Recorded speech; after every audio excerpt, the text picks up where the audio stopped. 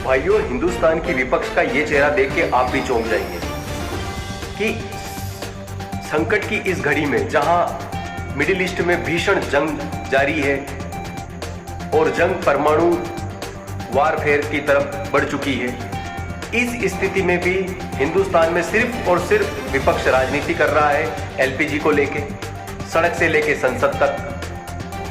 जबकि विपक्ष को करना क्या चाहिए? आज संकट की इस घड़ी में विपक्ष को पक्ष के साथ कंधे से कंधा मिला के काम करना चाहिए। एक दूसरे की टांग खींचने की बजाय, इस एलपीजी पर राजनीति करने की बजाय साथ में बैठ के, पक्ष के साथ बैठ के और रणनीति तैयार करनी चाहिए कि हिंदुस्तान को इस संकट की घड़ी से कैसे बाहर निकाला जाए, कैसे उबारा जाए।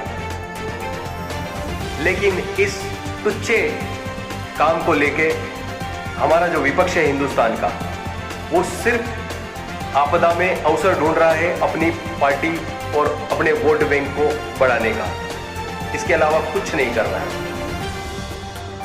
ये तुच्छी राजनीति ही है और कुछ नहीं है।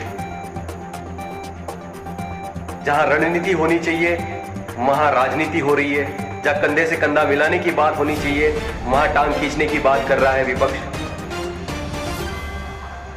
भाई, आप हिंदुस्तानी हो यार, कम से कम संकट की इस घड़ी में तो हिंदुस्तान के साथ हो जाओ। राजनीति तो पूरे पिछले 70 साल से 80 साल से कर रहे हो और अगले 80 साल तक आप करते रहोगे। ऐसे समय में तो कम से कम हिंदुस्तान के लिए सोचो।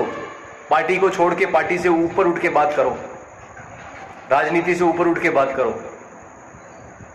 मुझे ऐसी उम्मीद नहीं थी हिंदुस्तान के विपक्ष से। मेरी राय में तो ये एक बहुत ही निंदनीय काम कर रही है विपक्ष। आप इसके बारे में क्या सोचते हैं वो आपकी राय है, कमेंट करके जरूर बताएं। जय हिंद, जय भारत।